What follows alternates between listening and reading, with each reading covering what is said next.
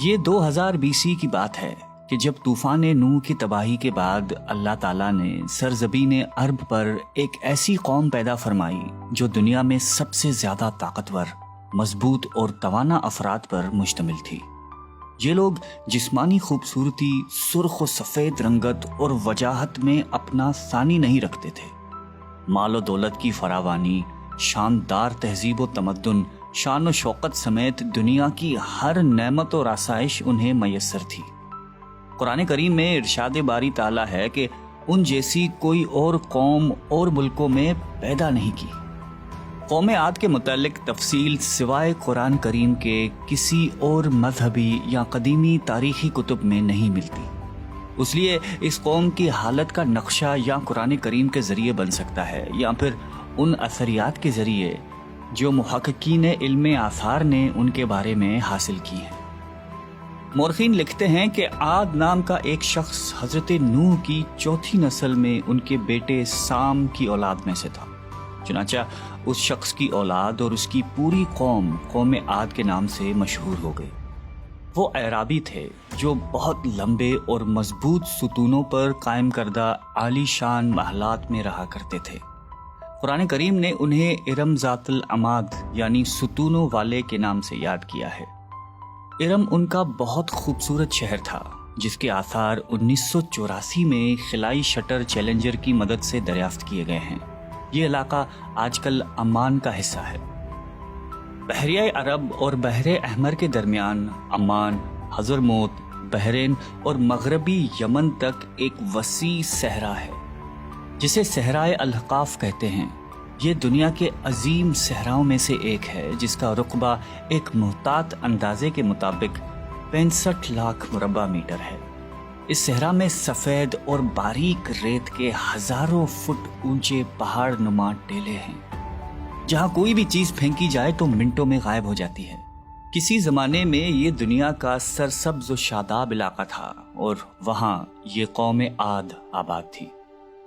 آج یہ بھیانک صحرا اللہ تعالیٰ کی کھلی نشانیوں میں سے ایک اور اہل زمین کے لیے جائے عبرت ہے۔ قرآن کریم میں ارشاد باری تعالیٰ ہے کہ وہ ارم جو ستونوں والے تھے جن کی مانند کوئی قوم ملکوں میں پیدا نہیں کی گئی۔ بعض مفسرین نے لکھا ہے کہ ارم عاد کے دادا کا نام تھا جیسا کہ ان کے شجرہ نسب میں بیان کیا گیا تھا۔ ڈاکٹر اسرار احمد تحریر فرماتے ہیں کہ عام مورخین کا خیال ہے کہ ارم قوم عاد کے شاہی خاندان کا لقب تھا۔ حالیہ دور میں ایک شہر کے جو زیر زمین آثار دریافت ہوئے ہیں ان سے پتہ چلتا ہے کہ اس شہر کے فصیل پر 30 ستون یا مینار بنائے گئے تھے۔ کہا جاتا ہے کہ یہ شہر شداد نے خصوصی اہتمام کے ساتھ بسایا تھا جو اس قوم کا بہت بڑا بادشاہ تھا۔ قد و قامت اور جسمانی قوت کے لحاظ سے دنیا میں اس کا کوئی ثانی پیدا نہیں ہوا۔ اس طرح اس قوم نے جس معیار اور جس انداز کی تعمیراتیں کی، ایسی تعمیرات اس سے پہلے دنیا میں کبھی کسی قوم نے نہیں کی۔ شاید اسی لیے یہ جگہ شداد کی جنت ارضی کے نام سے تاریخ میں مشہور ہے، تاکہ لوگ آخرت کی جنت کے بدلے اس نقد جنت کو اختیار کر لیں۔ مگر جب یہ عالی شان محلات تیار ہو گئے اور شداد نے اپنے روسائے مملکت کے ساتھ اس میں جانے کا ارادہ کیا تو ان پر اللہ تعالیٰ کا عذاب نازل ہوا اور وہ سب ہلاک ہو گئے اور وہ محلات بھی مسمار ہو گئے۔ اس اعتبار سے اس آیت میں قوم عاد پر آئی ایک خاص عذاب کا ذکر ہوا ہے جو شداد بن عاد اور اس کی بنائی ہوئی جنت پر نازل ہوا۔ ایک اور روایت کے مطابق عاد کے بیٹے شداد نے جب جنت کے نام اور خصوصیات سے متعلق سنا تو اس نے زمین پر ایسی ہی جنت بنانے کا ارادہ کیا اور عدن کے کسی صحرا میں تعمیرات کا کام شروع کر دیا اور مسلسل 300 برس کی شب و روز کی محنت کے بعد دنیا میں ایک خوبصورت جنت بنا دی جس میں شاندار محلات بھی تھے اور نہریں اور آبشار بھی۔ شداد کی عمر 900 سال ہو چکی تھی۔ ایک دن اس نے قوم عاد کے لوگوں کو جنت کے دیدار کی دعوت دی۔ وقت مقررہ پر وہ اپنے لوگوں کے ساتھ جنت کی جانب روانہ ہوا۔ ابھی شہر ارم کے عالی شان دروازے کے قریب ہی پہنچا تھا کہ رب ذوالجلال کے عذاب نے آ گھیرا۔ یوں شداد اپنی جنت کے ساتھ زمین میں ہی زندہ دفن ہو گیا۔ طوفان نوح کے بعد قوم عاد ہی وہ پہلی قوم تھی جو بتوں کے پجاری بنے۔ علامہ جلال الدین سیوطی اپنی تفسیر میں تحریر کرتے ہیں کہ قوم عاد نہایتی زور آور اور بہادر قوم تھی۔ وہ سب بت پرست تھے۔ مختلف کتب میں ان کے بتوں کے مختلف نام بیان کیے گئے ہیں۔ کچھ نے بتوں کے نام صدا، سمود اور ہیرا بتائے ہیں۔ مورخین کی رائے کے مطابق ان کے معبود بھی قوم نوح کی طرح پتھر کے 5 بت یعنی ود، سوا، یغوث، یعوق اور نصر ہی تھے۔ کفر و شرک کے سمندر میں غرق قوم عاد کی بد اعمالیاں جب اپنی انتہا کو پہنچ گئیں تو اللہ تعالیٰ نے انہی کے قوم کے ایک نیک اور صالح بندے کو ان پر پیغمبر بنا کر مبعوث فرمایا۔ حضرت ہود قوم عاد کی سب سے معزز شاخ خلود کے ایک خوبصورت اور وجیح شخص تھے۔ حضرت ہود علیہ السلام نے ان سے کہا کہ بھائیو، ایک اللہ ہی کی عبادت کرو، اس کے سوا کوئی تمہارا معبود نہیں۔ قوم عاد کے سرداروں نے جواب دیا کہ تم ہمیں احمق نظر آتے ہو اور ہماری نظر میں تم جھوٹے ہو۔ حضرت ہود نے کہا کہ میں رب العالمین کا پیغمبر ہوں اور اللہ کا پیغام تم تک پہنچاتا ہوں۔ کہنے لگے تم ہمارے پاس اس لیے آئے ہو کہ ہم اپنے ان معبودوں کو چھوڑ دیں جنہیں ہمارے باپ دادا پوجتے تھے اور صرف ایک اللہ کی عبادت کریں؟ اگر تم سچے ہو تو جس عذاب سے ہمیں ڈراتے ہو وہ لے آؤ۔ حضرت ہود مسلسل 50 برس یا اس سے بھی زیادہ واعظ و نصیحت کرتے رہے۔ کبھی انہیں اللہ کی عطا کردہ نعمتیں یاد دلاتے تو کبھی عذاب الہی سے ڈراتے، کبھی طوفان نوح کی ہولناکیوں کا ذکر فرماتے، لیکن وہ غرور و تکبر میں اندھے اور بہرے بنے رہے۔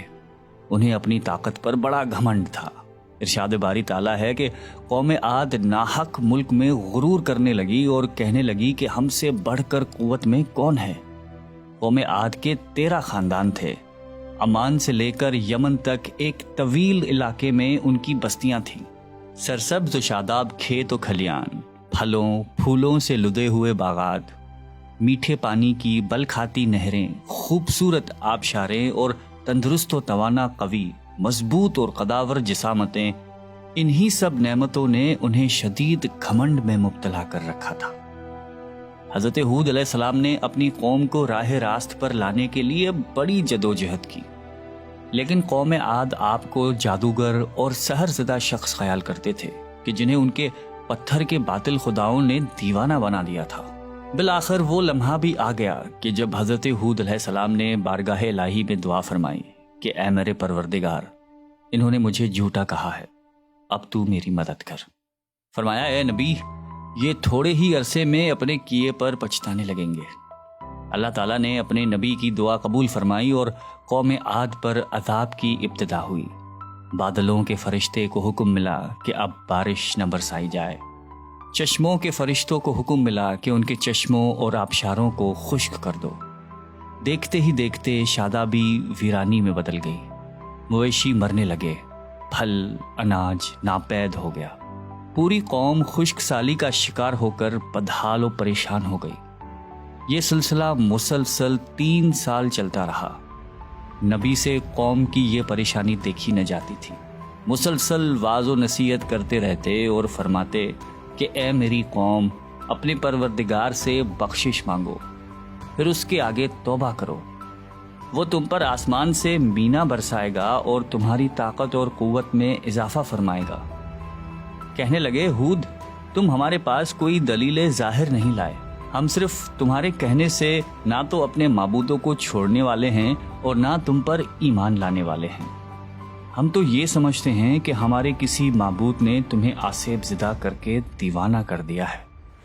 اس زمانے میں یہ دستور تھا کہ قوموں کو جب کوئی مشکل آ گھیرتی تو وہ بیت اللہ شریف جا کر اللہ کے آگے آوازاری کرتے اور ان کی مشکل رفع ہو جاتی۔ یعنی کافر قومیں بھی اس حقیقت کو تسلیم کرتی تھیں کہ اس ارض و سما کے مالک ایک لافانی قوت موجود ہے۔ چنانچہ قوم عاد کے 70 سرکردہ افراد مکہ مکرمہ پہنچے، جہاں معاویہ بن بکر کی حکومت تھی۔ معاویہ کی ماں کا تعلق قوم عاد سے تھا۔ معاویہ نے ان کی خوب آؤ بھگت کی۔ وہ لوگ 1 ماہ تک وہاں رہے اور بارش کے لیے دعائیں مانگتے رہے۔ دعا کروانے والے سردار کا نام قیل بن عنبر تھا۔ اللہ تعالیٰ نے ان پر 3 رنگوں کے بادل بھیج دیے، سفید، سرخ اور سیاہ۔ پھر آسمان سے ندا آئی کہ ان میں سے ایک کو منتخب کر لو۔ قیل نے سیاہ بادل کو پسند کر لیا کیونکہ وہ خوب بارش برسانے والا تھا۔ پھر ندا آئی کہ تو نے ہلاکت اور تباہی کو پسند کر لیا ہے۔ چنانچہ اللہ تعالیٰ نے سیاہ بادلوں کو قوم عاد کی جانب ہانک دیا، جسے دیکھ کر پوری قوم خوشی کے شادیانے بجانے لگے۔ ارشاد باری تعالیٰ ہے کہ جب انہوں نے اس عذاب کو دیکھا جو بادل کی صورت میں ان کے میدانوں کی طرف آ رہا تھا تو کہنے لگے، یہ تو بادل ہے جو ہم پر برس کر رہے گا۔ تو اللہ تعالیٰ نے فرمایا، نہیں، بلکہ یہ وہ چیز ہے جس کے لیے تم جلدی کرتے تھے، یعنی آندھی جس میں درد دینے والا عذاب بھرا ہوا ہے۔ یہ ہر چیز کو اپنے پروردگار کے حکم سے تباہ کیے دیتی ہے۔ گناہگار لوگوں کو ہم اسی طرح سزا دیا کرتے ہیں۔ اللہ تعالیٰ نے یہ عذاب 7 رات اور 8 دنوں تک مسلسل جاری رکھا۔ اس آندھی نے کسی جاندار کو زندہ نہیں چھوڑا۔ غاروں، پہاڑوں، گھروں، محلات اور قلعوں کے اندر سب کو فنا کر ڈالا۔ حضرت ابن عمر رضی اللہ تعالیٰ عنہ سے مروی ہے کہ آپ علیہ السلام نے فرمایا کہ وہ آندھی جس کے ذریعے قوم عاد ہلاک ہو گئی تھی، اللہ تعالیٰ نے ان کے اوپر صرف انگوٹھی جتنی جگہ کی مثل ہوا کھولی تھی۔ اللہ تعالیٰ نے اس خوفناک آندھی سے حضرت ہود علیہ السلام اور ان کے ساتھیوں کو محفوظ رکھا۔ ایک مرتبہ حضرت عائشہ صدیقہ رضی اللہ تعالیٰ عنہا نے آپ علیہ السلام سے دریافت کیا کہ یا رسول اللہ، لوگ تو بادل دیکھ کر خوش ہوتے ہیں کہ اب بارش ہوگی، لیکن آپ کے چہرے مبارک پر تشویش کے آثار نظر آتے ہیں۔ آپ علیہ السلام نے فرمایا کہ عائشہ، اس بات کی کیا ضمانت ہے کہ اس بادل میں عذاب نہیں ہوگا، جبکہ قوم عاد ہوا کے عذاب سے ہلاک کر دی گئی تھی۔ اس قوم نے بھی بادل دیکھ کر کہا تھا کہ یہ بادل ہے جو ہم پر بارش برسائے گا۔ پروردگار عالم نے قرآن کریم میں قوموں کی تباہی کے جو واقعات فرمائے ہیں، ان کا اصل مقصد یہی ہے کہ امت مسلمہ ان سے سبق حاصل کرے۔ اللہ نے قوم عاد کو طاقت و قوت، مال و دولت، شان و شوکت سمیت دنیا کی ہر نعمت عطا فرمائی، لیکن جب اس نے نافرمانی کی اور اپنے نبی کی بات ماننے سے بار بار انکار کیا تو اللہ تعالیٰ نے اسے نیست و نابود کر دیا۔ ہم سب کو بھی انفرادی اور اجتماعی طور پر اپنے روزمرہ کے معاملات کا جائزہ لیتے رہنا چاہیے کہ کہیں ہم جان بوجھ کر یا انجانے میں اللہ اور اس کے نبی علیہ السلام کی نافرمانی کے مرتکب تو نہیں ہو رہے۔ آئیے ہم سب دعا کرتے ہیں کہ اللہ تعالی ہم سب کو قلب سلیم عطا فرمائے اور قرآن اور حدیث پہ چلنے کی توفیق عطا فرمائے۔ آمین۔